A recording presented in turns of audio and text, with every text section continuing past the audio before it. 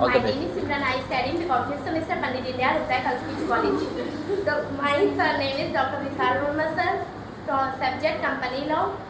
Topic site defined to set capital important and allotment of share के importance और process.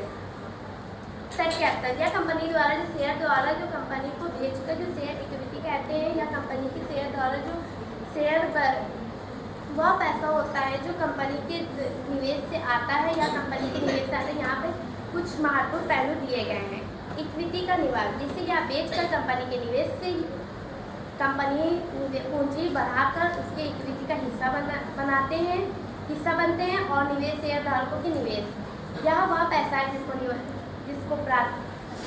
शेयरधारकों के निवेश प्राप्त करने के लिए जो पूंजी शेयरधारकों के साथ निर्धारित होती है और उन्हें शेयरधारकों का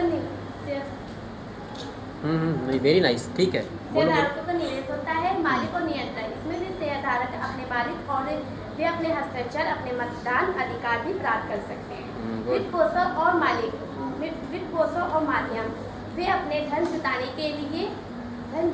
के लिए एक नया तरीका रखता है जिसे पारंपरिक योजनाओं के द्वारा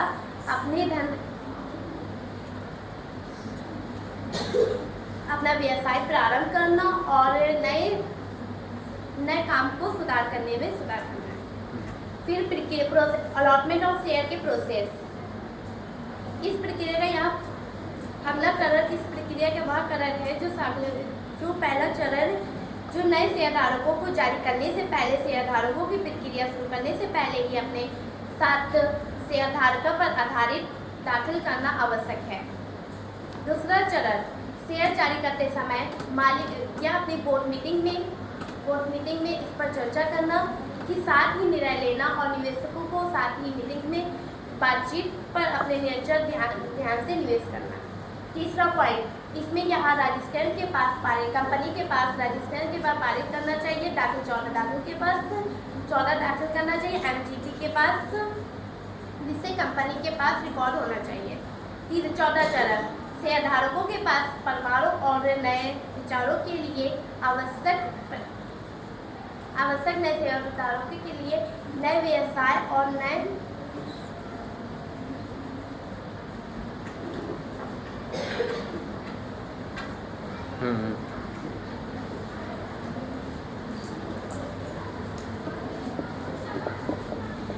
पूंजी ढांचे करने के लिए साथ ही अपने निर्णय और साथ ही अपना कंपनी का हिस्सा बन जाते हैं।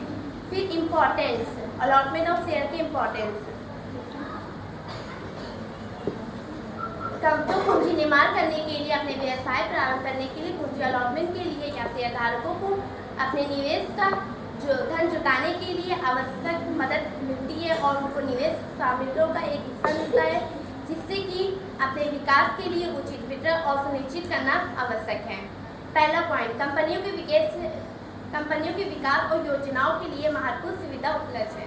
दूसरा पॉइंट, कंपनियों के शेयरधारकों के साथ अपने नए सुविधाओं और मालिक के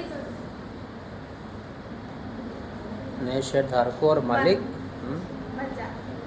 अच्छा, ठीक। तीसरा पॉइंट, कंपनी के स्वामित्व संरचना और वित्त विवरण,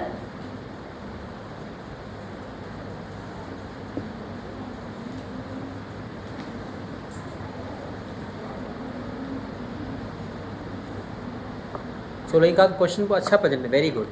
ये बताओ, सब मैक्सिमम कोई कंपनी कितना शेयर इशू कर सकती है मार्केट में, कितने अमाउंट का मैक्सिमम? कोई लिमिट है? कितना मैक्सिमम कितना कर सकती है? कम से कम कितना? कम से कम नहीं, ज़्यादा कितना कर सकती है, या कोई लिमिट ही नहीं है उसकी? सर है कितनी?